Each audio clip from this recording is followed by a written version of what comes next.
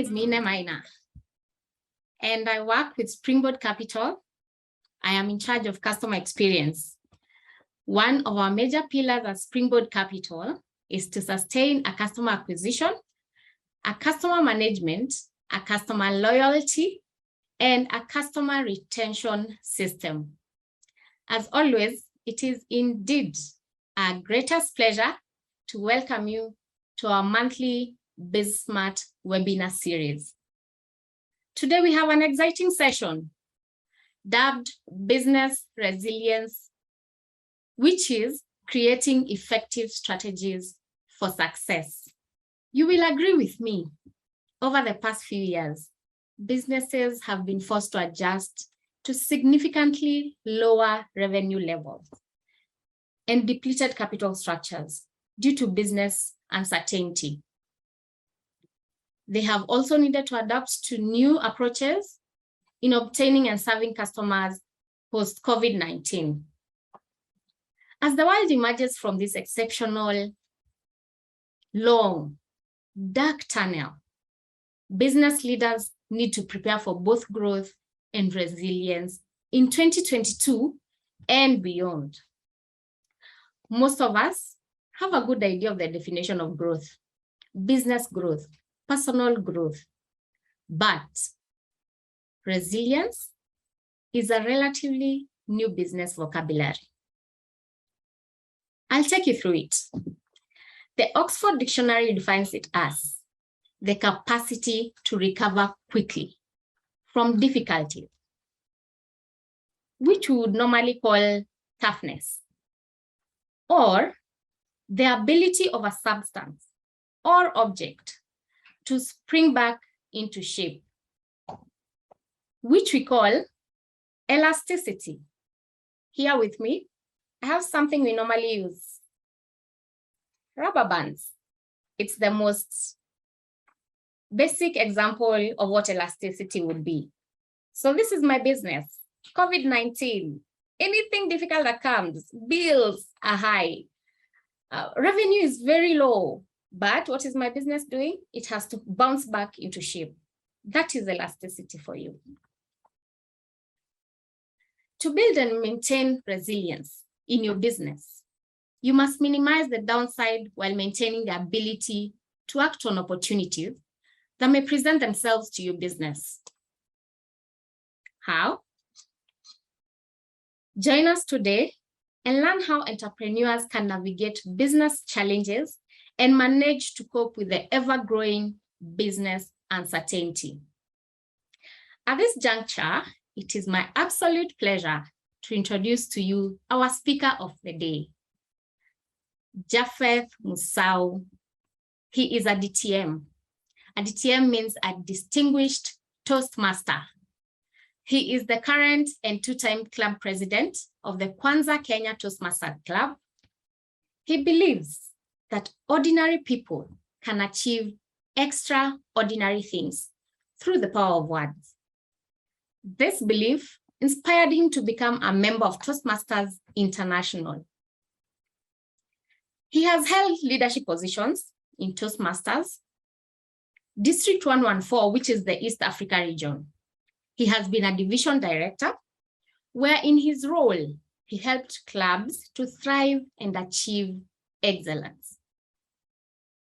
DTM Japheth has deep, practical, and wide-ranging experience in banking, finance, and business leadership. He has coached champions of public speaking, as well as TEDx speakers. DTM Japheth is a regular radio and TV commentator on financial intelligence and business leadership topics. In his leisure, you will find him reading, traveling, or meeting new people. What a privilege it is to have you talk to us, Japheth Musau, DTM. Over to you. Thank you, Mina, for that flattering introduction. All true, of course, but it left out something very important: communication expert. I help individuals, businesses, organizations to communicate better, because you look at life, communication is at the center of everything. Nothing happens until communication happens. Whether that's building a business, sustaining a business, building a family, sustaining a friendship. Look at all those situations. Communication is at the center of it. And that is why I'm passionate about communication. Today, we're here to talk about resilience, and I liked your introduction, Mine, ability to bounce back. To me, it's more than that. Yes, you need to be able to bounce back, and that's part of resilience. But more than that, resilience is about facing situations that may look difficult, but because your business is resilient, you're able to turn challenges into opportunities, obstacles into opportunities for your business to thrive. And that's what we want to look at today. A bit about me. When I graduated from college, I got a good job in an international bank, but I didn't have a girlfriend. It took several years until I met the one. I knew she was the one. How did I know? I looked at her, she looked at me, and we both knew there's chemistry here. But there was a problem. We lived in two different cities. And the problem was a problem of constant communication. This was just at the turn of the millennium, 1999, 2000, 2001. And we're just starting our relationship. Communication wasn't that easy. If you remember those days, we used to have the public telephone booths, and we would find time and time each other, call one another. And you can agree, it wasn't easy. Mobile telephony was not there. Communication was a little difficult until help came in the form of an angel called Leonard. Leonard is my friend. He just came back from Australia at that time, and he had a few things to sell. Among those, a pair of Nokia 3310. Who remembers Nokia 3310? Type yes in the chat if you remember. Type a Y for yes if you remember Nokia 3310. I didn't care how much it cost. I didn't even think whether I needed it or not. I knew I needed that pair of phones. I took one, gave one to my fiance, and that helped our relationship. We could communicate any time of day, by voice, by text, and that was a game changer. The Nokia company had helped us, just like it helped millions of its customers across the globe to connect, to thrive, to do much better through their service. That phone, Nokia 3310, was a game changer. It helped me make a lasting impression on my fiancé. And Mark Brown said, first impressions are lasting impressions. Patricia Fripp added another dimension, that last words linger. The full phrase being, first impressions are lasting impressions and last words linger. This reminds me of the last words of the CEO of the Nokia company. It was at a press conference, and as he was winding up, he made a penetrating, somber statement that day. He said, "We did not do anything wrong, but somehow we lost." And as soon as he made that statement, he began to cry. And his senior management was sitting with him, facing the cameras in the press conference.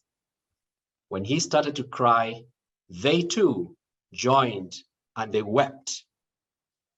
They cried like little babies, not minding the cameras that were facing them, not thinking twice that their families were going to see this in prime news, and they'd be wondering what exactly was happening there. The pain was too much. The pain of loss of the business that they'd built over the years, over the decades. Some had worked there for more than 30 years. And here they were, their business that they invested their time, the energy, their resources, was being sold at a song. Microsoft bought Nokia company for a paltry $300 million. For a global company that was a household name, that was a song. It was sold off for a song. The Nokia company was not resilient. It was not just about bouncing back, but over the years, as technology changed, people were moving to smartphones, but Nokia wouldn't change. And because of that, the business went down. They had to be bought at a very paltry sum of money because the business was not resilient. So today we want to talk about resilient. And like I said, it's more than just bouncing back. It's about sustainability. It's about your business being able to thrive even in challenging times. It's about your business being able to turn adversity, challenges, obstacles into opportunities for growth, into opportunities for your business to thrive. And there's no better example than what Robert Kiyosaki called the most successful small business. And that is McDonald's. McDonald's is the world's most successful small business. It is a network of franchises, but when you go to the ground, it's just small business owners. And the secret of their success is McDonald's is based on systems. They have a systematic way of doing business. And today, I'm going to share with you 5 system areas, 5 systems that you can build around your business to make it resilient, that in the face of challenging times like we're going through, your business can thrive, not just survive. And that is what true resilience is about. And we can start with the first system that you can build around your business to make it more resilient. And this was a Nokia CEO. He cried, wept like a baby. McDonald's. And systemized businesses are resilient, even in challenging times. And that's what we want our business to become by the end of this session today. And the first area of systemization that we want to look at is clarity. Our businesses need a system which promotes clarity. Call it your clarity system. Are you clear about your mission? This is the reason why you do what you do. Are you clear about your vision, your purpose, your values, your identity? Finally, what is your why? What makes you get out of bed in sunshine, in rain, in the heat, in the cold? You're out there in the streets. What is your why? And your mission is why you do what you do. What business are you in? One of my favorite writers, Robert Kiyosaki, had an opportunity to meet the founder of McDonald's. And he was curious what the secret of success was for McDonald's. And he got a straight cut answer. The founder of McDonald's told him, we know what business we're in? Do you know what business you're in? Really? Can you type in the chat, what type of business do you think McDonald's is in? Anyone would like to hazard a guess? Type in the chat, what business is McDonald's in? I want to see some responses before I can let you know. Mina, can you see anyone yet? Yes, I can see Carol creating happy stomachs. Happy Another stomachs. one says good. In the business of fries. Fast food industry. Close. Not quite. Let's keep the chats coming. And so when Robert Kiyosaki asked this question, like a wise man, the founder of McDonald's threw it back at him. And he told him, can you guess what business we're in? And like all of us, he went to burgers. You make the best burgers. You told not quite. Well, then I think it's fries.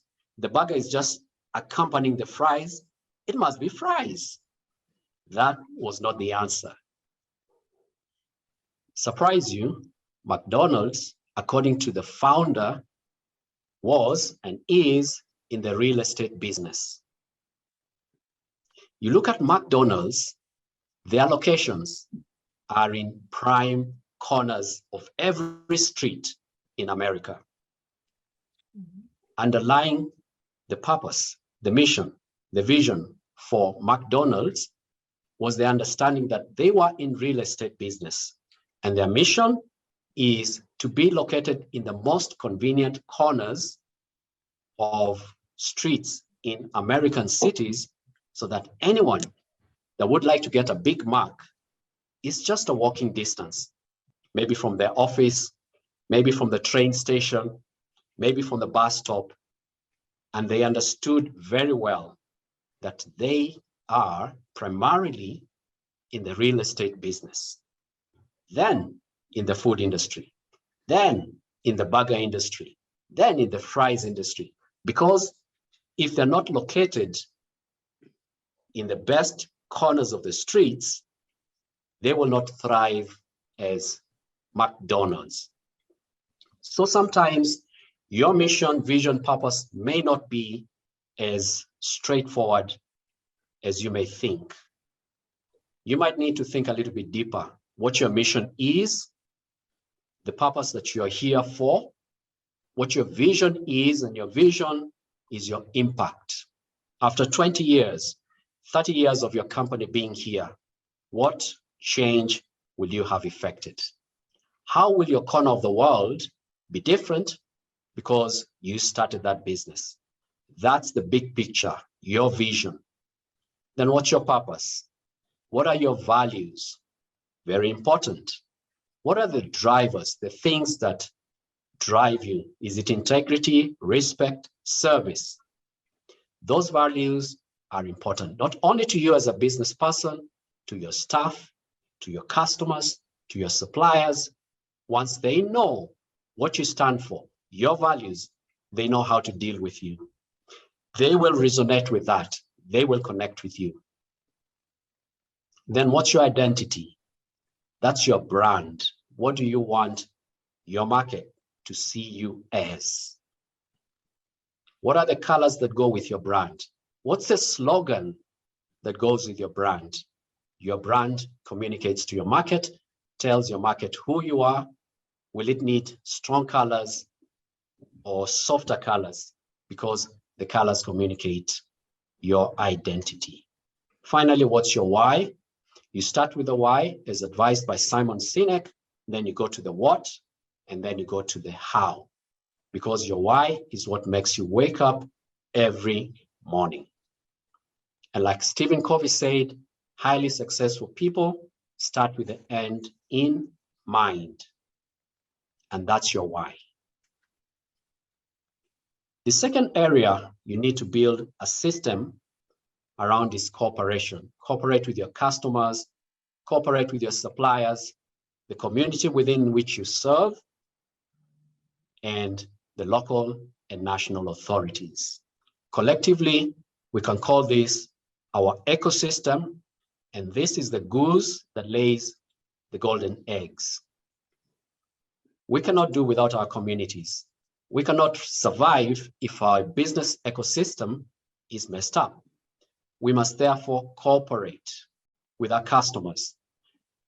In our organization, we run monthly customer surveys, and we have systemized it. We ask specific questions, and we want to know specific things, how we can serve our customers better. And as we get this feedback, we are able to make our services better, improve how we serve our customers. And what this does is it gets the customers on your side. It's a wonderful cooperative system that you can build around your business to make it resilient. Even in tough times, customers will still come to you, because tough or not, people still need to move around. Tough or not, people still need places to live in. Your construction business will still have customers. And only the businesses that don't have a cooperative system with their customers are going to fall off while your business thrives.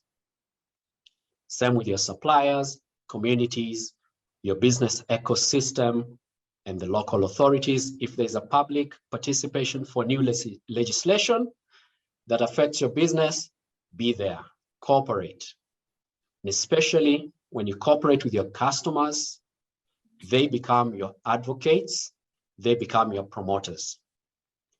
And one of the systems that you can put in here is a system to gauge your net promoter score. This tells you what percentage of our customers are your promoters as against what percentage of our customers are detractors. And there's a way you can build this system. It gives you a number which immediately tells you whether you're hitting it or missing it. The other system that you need to build is a care system.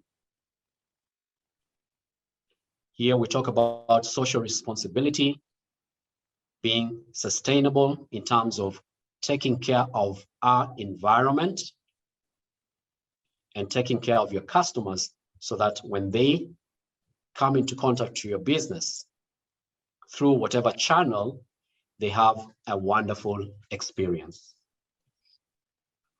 Social responsibility is something that both big and small businesses are aware about, but most businesses don't practice it in the right way because, to the larger part, social responsibility has been greatly misunderstood. We talk about giving back to society, implying that as businesses, we were taking from society, taking wealth and money from society, which is different from earning. And I believe every serious business, like the ones that you run, do not take from society. As a matter of fact, they are always giving to the society. And because they're giving value to the society, they're giving value to the marketplace, they are thriving, they are resilient. And therefore, we should look at social responsibility not as giving back something that we took, because in the first place, we did not take, we earned it. And there's a big difference between taking from society and earning from society. Earning implies an exchange. We have brought value to the marketplace, we got rewarded by the market, and that's why we are thriving. And as we carry out our social responsibility, it's not with a feeling of guilt, as though we're giving back something we took from the market. And our businesses need to be sustainable, environment friendly, take care of the environment, not discharging poisonous effluent to our rivers or to the atmosphere, because this is the only planet we have. As far as I know, there's no other planet. I know they're trying to create life in Mars, but it's going to be very difficult. You have to live in a dome, which is artificial. But here we are. The oxygen is free. The water is free. The soil is free. Why should we pollute it? We need a system of care. Are our businesses environmentally sustainable? And when your customers contact your business, do they feel that you care? People don't care how much you know until they know how much you care. Vitally important to care for our customers. The other area is change management. We need systems to manage change because we live in a world, like Mina told us in the beginning, a lot is happening at a fast pace. The pace is too fast, and unless we have systems to manage change, our businesses will not be resilient.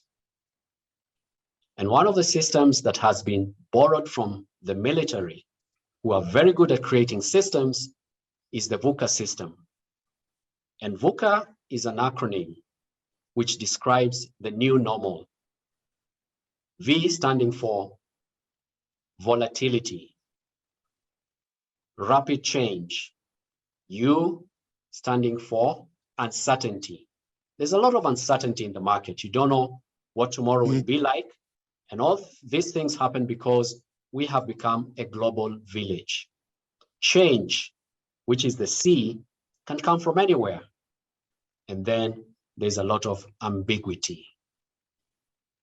Things are not as clear as they used to be.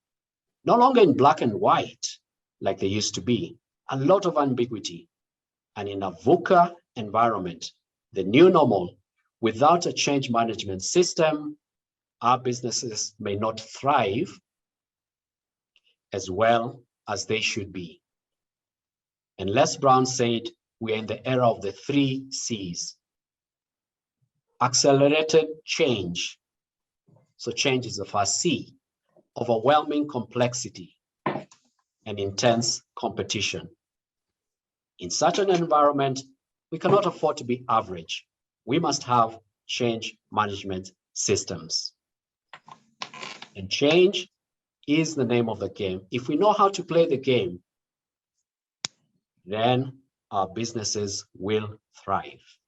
Finally, communication, the hub where everything happens. Nothing happens until communication happens. It's the lifeblood of the business. And you, the business owner, sits at the apex. You control the message that's going out about your business. You control the information that your customers receive about you, about your business. And these 3 points of the triangle of communication are in constant touch with one another. You're in touch with your business. The more you understand your business, the better you can communicate about your business. Until your business is clear to you, it will not be clear to your customers. Clarity.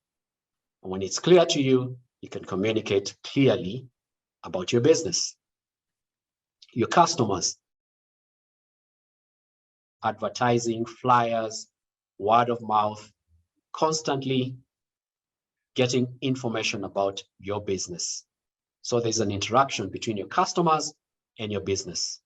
And you directly interact with your customers, whether that's on the shop floor, your business, on your website. Communication needs a proper system. Ladies and gentlemen, I thank you. It's been a pleasing pleasure and a privilege to share with you these 5 system areas. We can build systems around these 5 areas. Our small businesses will be resilient, even in the face of challenges. It would be my pleasing pleasure and privilege to continue communicating with you collectively, individually, through the contacts that you can see on the screen, which I also know will be shared with you so that we can keep this conversation going.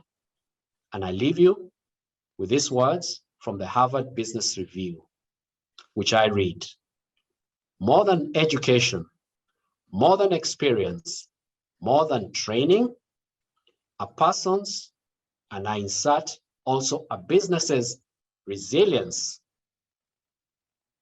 will be determined by that person's ability to change, to adapt to change. That will determine whether you succeed as a business. Thank you once again. Been a pleasing pleasure and privilege to speak to you today. Thank you very much, DTM Japheth. That was a very, very thought-provoking conversation. And on the C's, I love the C's because they are easy to remember. So my take home, and in my business, in my interactions with people, in anything that I do, I will ask myself, what is my why? I will start with the end in mind. I will cooperate with my ecosystem. And on care, it is said, President Theodore Roosevelt said, no one cares how much you know until they know how much you care. Therefore, people must know how much you care for them to care how much you would know. And flexibility, like you have said, it is everything. Education may not do it, money may not do it, but if you're flexible, you will be resilient, you will survive the tide, you will walk over the water, you will do everything that you're supposed to do because you know your why. I would like to invite questions for anyone who has questions. I have a question, Renee. Yes, Carol. For DTM Japheth, you have raised a very interesting angle around corporate social responsibility. I think all of us have, been under the false perception that it's all these charitable works and giving back. And today you have stirred a thought there that I think is making us think a little differently. What do you suppose makes us think that way, and what should be our inspiration to alter our thoughts into the new dispensation that you've taught us today? It's precisely because, and thank you for that wonderful question. It's precisely because corporate social responsibility has been used to paint businesses like entities that take from society, and probably with the connotation of they take too much, they have an undue advantage, and therefore they are obligated to give back. There's that connotation of you have taken, now give it back where it belongs. The corporate social responsibility is about sustaining the goose that lays the golden eggs, knowing that we have needs in our society, and as organization and individuals, we can contribute to alleviating some of the challenges that our society and communities may be facing, just to be part of the community and to make a contribution. Because like Horace Mann said, we should be ashamed to die until we've made a positive contribution to humanity. It's from that angle of making a positive contribution rather than a guilty point of view, giving back what you've taken. Very refreshing. Thank you. Thank you very much. Thank you, DTM. There's another question. How does one increase resilience for a startup online business? Thank you for that question. For a startup business, whether online or offline, brick and mortar, resilience is about adaptability. And we talk about an online business, here there is an even faster rate of change and also a rate of obsolescence. The technology you start with may be obsolete by the time you stabilize and you quickly have to change. I would say for an online business, resilience will rely heavily on the ability to innovate, change with the times, have an ear to the ground, and as technology changes, you're changing with it. Would you be willing to share the presentation with our entrepreneurs so they can revise and sink in all these good nuggets that you have taught us today? Definitely, I'll share that with them so that they can have some time of reflection, revising, because true learning happens in moments of reflection. I therefore urge them not to just leave it here. There are a lot of nuggets in there. If you go in there and just begin dissecting, go deeper into each concept, read a little bit more around it, you'll find there are a lot of nuggets there. Therefore, it's going to be shared, and let them read, let them revise, let them review.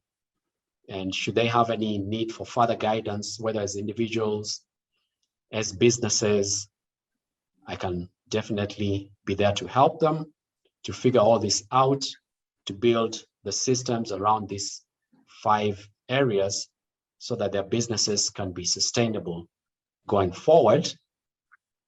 Because like I said in the beginning, we're in a totally different landscape.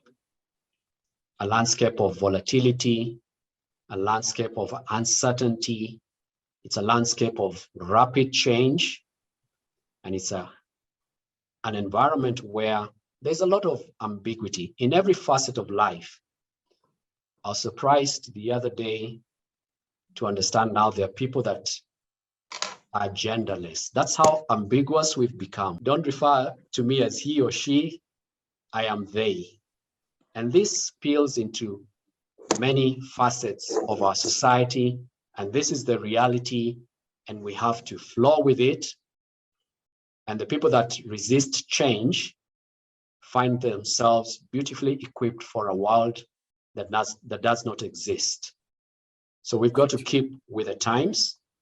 We've got to move with the times, be adaptable for us to be sustainable, because change is the name of the game. Thank you. To our audience, for you to receive the PPT presentation, kindly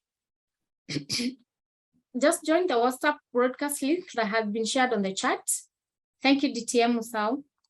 We are glad to have had you today. I know we are going home with a lot in our minds and something to actually practice and to put into place in our businesses. At Springboard Capital, we pride ourselves in being the springs that propel you to greater and better heights in life by lending you money at very affordable rates. We are the lending hand. This is our why. We lend you money. We make your life better. Most of all, our professionalism and customer experience are unmatched in the market. You will find us in our 3 branches. At Thika, we are in Sour House, 1st floor, and our head office is at CPA Center on Thika Road, opposite Survey. We are on the 3rd floor. You will find us on our social media pages, Instagram, Facebook, Twitter, and LinkedIn as Springboard Capital. And we have our website, www.springboardcapital.co.ke. Thank you very much for tuning in, and see you next month.